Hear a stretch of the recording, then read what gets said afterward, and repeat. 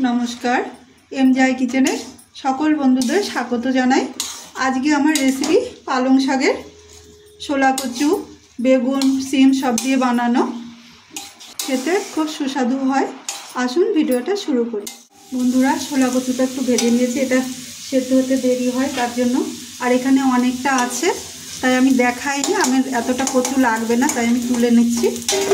অনেকটা থাকার জন্য আমি ভাজাটা প্রথম থেকে দেখাইনি। এর মধ্যে দিয়ে দিচ্ছি আলু, এর মধ্যে দিয়ে দিচ্ছি মূলো। এটাও কিছুক্ষণ আমি কচুর সাথে কষিয়ে নেব। 2 মিনিট চাপা দিয়ে কুক করার পর এবার আমি দিয়ে দেবো বেগুন আর সিম। এটাও হালকা করে ভেজে নেব। চাপা করছি, সবজিটা হালকা সেদ্ধ হয়েছে।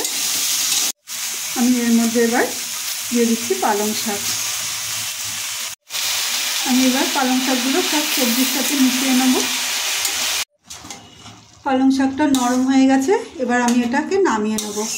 আমি তো শাক নামিয়ে নিয়েছি, এবার তেল দিয়ে আমি কিছু বড়ি ভেজে নেব।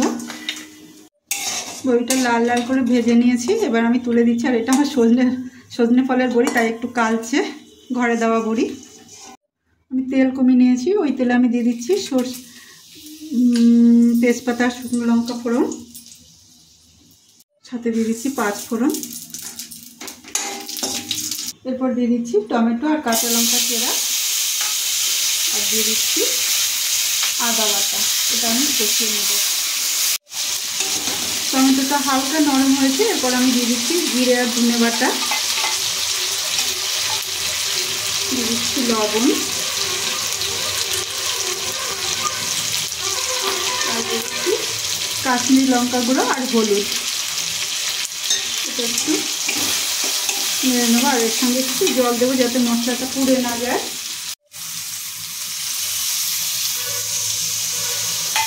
এটা কষিয়ে নেব। মশলাটা চাপা দিয়ে কুক করে নিয়েছি, তেল ভেসে উঠেছে। এবার আমি দিয়ে দেবো পালং শাকটা। মশলা ভালো করে মিশিয়ে নেব পালং শাকের সঙ্গে। এবার দিয়ে দেবো চিনি, এটাও মিশিয়ে নেব। এবার দিয়ে দিচ্ছি গরম জল,